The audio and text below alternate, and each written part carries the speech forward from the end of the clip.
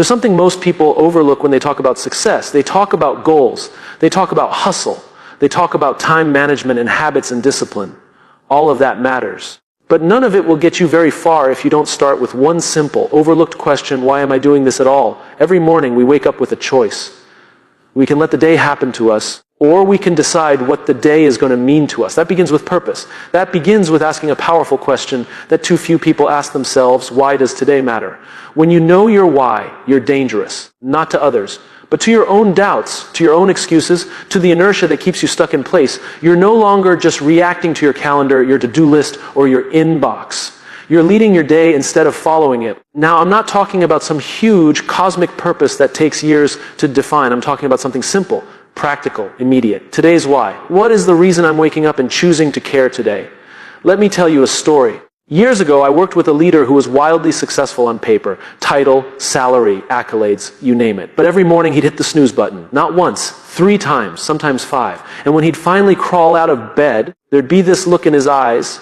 Tired, yes, but also empty. Eventually he broke down. He told me, I don't even know why I'm doing any of this anymore. He had lost connection to his why. His work had become a series of tasks, meetings, and deadlines. Nothing rooted, nothing inspiring. He wasn't lazy. He was aimless. That's what a lack of purpose does. It makes effort feel pointless. So we went back to basics. I asked him, what's the impact you want to have today? It was the only thing I asked. Not next year, not next quarter, just today. It took time, but soon he started waking up with a different mindset. He'd begin his morning not with email or social media, but with intention.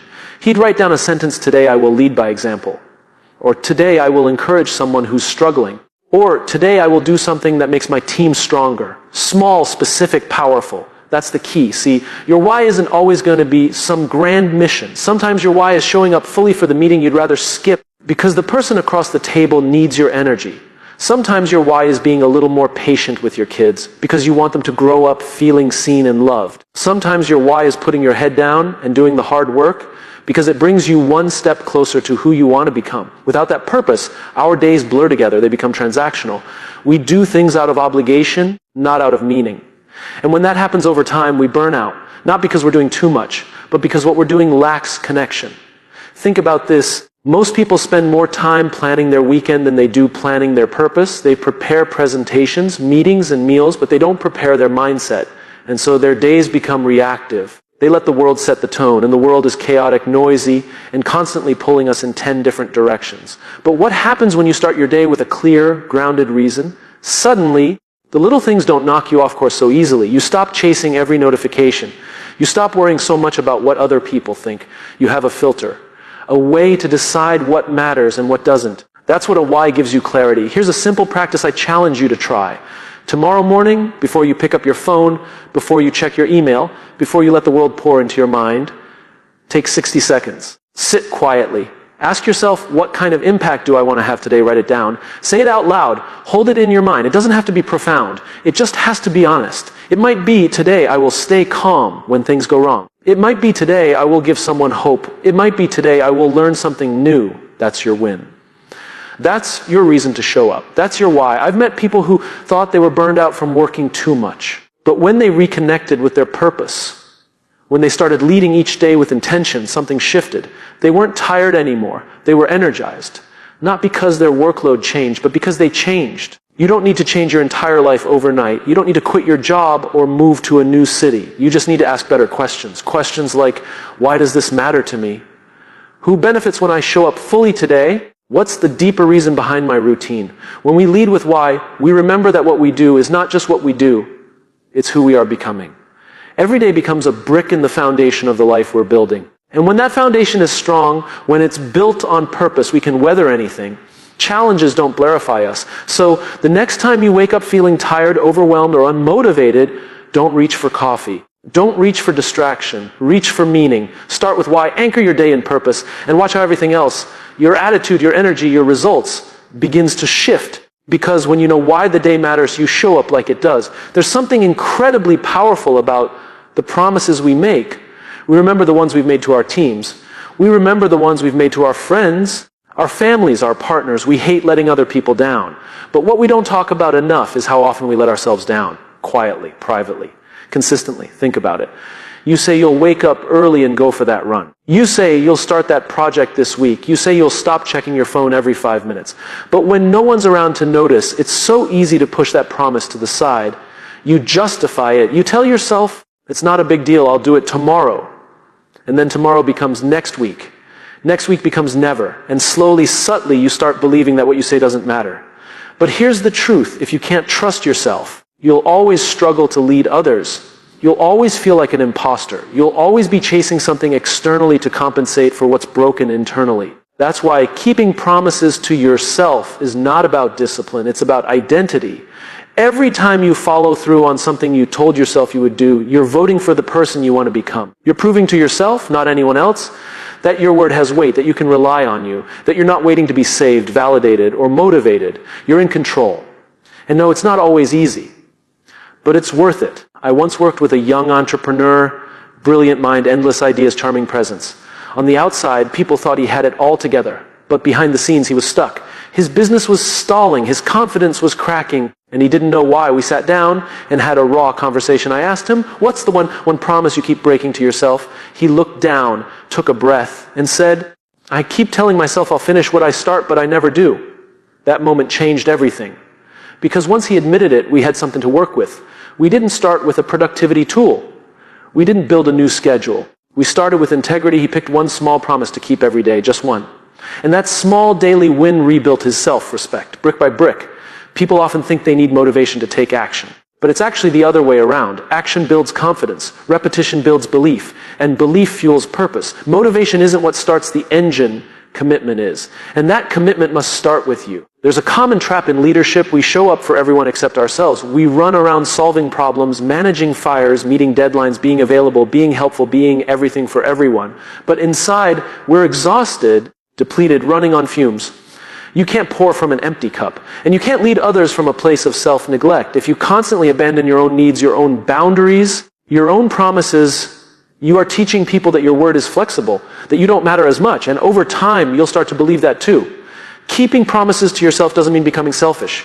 It means becoming stable, grounded, trustworthy. Because the moment you start honoring your own word, your energy shifts. You walk into a room differently. You speak differently. You make decisions differently. Not from ego, but from alignment. And alignment is where the magic happens. Let me give you something simple. Tomorrow morning, before the world gets noisy, write down one promise you'll keep today. Just one. It could be, I will drink enough water, or I will be fully present with my kids, or I will spend 20 minutes reading instead of scrolling. Small, clear, actionable. The kind of promise you can keep even when the day gets chaotic. Then do it, no matter what. Follow through. And at night, take a moment to acknowledge yourself for doing what you said you would. That's how you build a pattern. That's how you build trust. Not with big declarations, but with small, invisible victories. The world may never clap for those wins, but your character will. And your character is what people actually follow. We think people are drawn to charisma, but what people are really drawn to, what they trust, is consistency. The kind of consistency that begins when a person has done the hard work of keeping promises to themselves, when their internal world is aligned with their external actions. That's when influence becomes real. That's when leadership becomes meaningful. Because at the end of the day, it's not what you achieve that defines your strength, it's what you uphold. And the first promise worth upholding is your own. Imagine this. If you went 30 days without breaking a single promise to yourself, no matter how small, how would that change you? What would happen to your confidence, your clarity, your energy? What would happen to the way others experience you? You don't need more information. You don't need another hack or app or routine. You need integrity, quiet, personal, inner integrity. The kind that isn't seen by others, but is felt by you. You already know what needs to happen. You've known it for a while. The only question is, will you honor it today? When you keep promises to yourself, you're not just winning the day. You're building a life you trust. That's how you lead. That's how you grow. That's how you win. Every single day, we live in a world that celebrates the highlight reel. Everyone wants the big moment, the applause, the breakthrough, the outcome. Social media has made it worse. Everywhere you look, someone's showing off their peak, their biggest achievement, their grand announcement, their moment of glory. But what no one posts, what no one talks about, are the quiet, boring repetitions that got them there. We've been conditioned to expect success to feel exciting, like we're supposed to wake up every day fired up, motivated, and overflowing with passion. But that's not how greatness works. Greatness isn't loud, it isn't glamorous. It's built in silence. It's built in the dark. It's built when no one's watching. If you look at any person who's consistently winning, not just occasionally, but predictably. You'll find a rhythm behind their results, not a rush. A rhythm, something they do daily, even when they don't feel like it, especially when they don't feel like it. They've learned to fall in love with the process, not just the prize. That's what I mean by embracing the boring reps. Because let's be honest, most of the things that lead to mastery feel incredibly unremarkable. Practicing the same move again and again. Having the same conversation with your team until it sticks. Waking up early to do the same journaling, the same reading, the same workout. It's not thrilling. It's not new. It's boring. And that's why most people won't do it. But boring isn't bad. Boring is where the work happens. Boring is where confidence is built. Boring is where identity is forged. Think about athletes. The best in the world don't just practice when the stadium is full. They train when it's just them, their coach, and the sound of their own breath. And they repeat the same drills, the same plays, until they're automatic, until they become muscle memory. So that when the big moment comes, they don't rise to the occasion. They fall back on their preparation. I once worked with a team leader who couldn't understand why their results were so inconsistent. One month they were hitting targets, the next month they were completely off track. The talent was there, the passion was there, but the process was missing. So I asked her, "What do your boring reps look like?" She looked confused. "What do you mean?" I said, "What are the small things you do every single day, no matter what, that make the big results inevitable?" She thought about it and admitted, "Honestly, I don't have those. I just work really hard when the pressure is on." That's the problem. Most people wait for pressure to perform. But true professionals don't rely on pressure. They rely on process. We built her a routine, a simple set of habits she'd repeat daily. Check-ins, debriefs, reflection, planning, nothing flashy, nothing groundbreaking, just boring, repeatable excellence. And in a few months, her team's performance transformed. Not because they got smarter or more talented, but because they got consistent. Consistency is a superpower, and boring reps are the path to consistency. The reason most people struggle isn't because they're lazy or unmotivated. It's because they're addicted to novelty. They chase the next thing, the shiny thing, the exciting thing. And the moment something feels too routine, too repetitive, they lose interest. They want change, but they don't want repetition. And that's a problem, because growth lives in repetition. You don't get strong by lifting a weight once. You don't get smart by reading a book once. You don't get trustworthy by telling the truth once. You become those things by doing the boring reps over and over and over again. Here's what's funny. When people see someone crushing it, they always ask, "What's your secret?" But usually there is no secret. Just systems. Just habits. Just effort that's been repeated so often it becomes who they are. Boring reps are the bridge between who you are and who you want to be. They're the small choices no one sees that eventually lead to the results everyone wants. I know it's not sexy. It's not supposed to be. That's the point. You do the reps not because they feel good, but because they do good, because they compound, because they quietly stack up into something powerful over time. And yes, you're going to want to quit. You're going to feel like it's not working. You're going to think, this can't be it. There has to be something more exciting, more advanced, more interesting. But that voice is lying. That voice is impatient. That voice doesn't understand how mastery works. Mastery is boring. Progress is boring. Winning is boring until it isn't.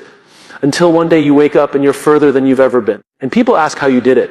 And you smile because you know the truth. You did it by doing the work when it was dull, when it was quiet, when it was just you showing up with no reward, no applause, and no proof yet. The people who win aren't the most excited. They're the most consistent. They're the ones who kept going when it stopped being fun. They're the ones who embraced boredom and made it their edge. So the next time you feel stuck, don't look for a breakthrough. Look for your reps. Ask yourself, what's the boring thing I've been avoiding, and then do it. Not once. Every day. Because discipline isn't doing hard things. Discipline is doing simple things, repeatedly, even when they're no longer interesting. That's how champions are made. That's how trust is built. That's how you create a life that wins every day. Not just in moments, but in momentum. Fall in love with the boring reps. They'll take you further than motivation ever could. Most people think leadership is about being in charge, about being the loudest voice in the room, the person with the answers, the title, the authority. But real leadership isn't about taking control. It's about taking care. It's about putting others first, not because you have to, but because you choose to. Leading with service, not ego, is one of the most misunderstood principles in the world. We live in a culture that rewards visibility. If you look successful, if you sound important, if you seem confident, you're praised. But ego, when it drives leadership, always leaves damage behind, because ego leads us to ask the wrong question, how can I win? Service leads us to ask the right one, how can I help? There's a fundamental shift that happens when you stop trying to impress people and start trying to impact them. When you stop focusing on being the best in the room and instead focus on bringing out the best in others. That's the shift that separates managers from mentors, bosses from builders, leaders from legends. I remember speaking with a seasoned executive, highly respected, but when you walked into his office, there was no ego, no grand desk, no flexing of titles, no inflated presence. What struck me most was how he listened, fully, attentively, not waiting to speak, not waiting to be right, just present. Afterward, I asked him what his secret was. He smiled and said, "I'm not here to be the smartest person in the room. I'm here to make everyone else smarter." That's what service looks like in leadership. It's humility in action. And humility isn't thinking less of yourself. It's thinking of yourself less. It's showing up not for recognition, but for contribution. It's knowing that the most valuable person in the room might not be the one talking the most, but the one helping others speak up. Ego will always tell you to protect your image. Service tells you to protect the people. Ego says, don't show weakness. Service says, be honest. Ego builds walls. Service builds trust. And the difference becomes very clear over time because one creates fear and the other creates loyalty. I once worked with a young team leader who had just stepped into a management role. She was driven, articulate, brilliant, but something was off. Her team wasn't responding. There was tension, burnout, resistance. She was frustrated. "Why won't they just do what I ask?" she said. I told her, because they don't feel seen. They don't feel safe. She was leading from a place of pressure, of performance, of ego, not because she was arrogant, but because she thought she had to prove herself. That's what ego does. It turns leadership into a performance, not a relationship. So I asked her to try something different. I said, tomorrow, instead of checking what your team has done, ask how they're doing. Show up for them before you expect something from them. A few weeks later, things changed, not overnight, but gradually. Her team started communicating more.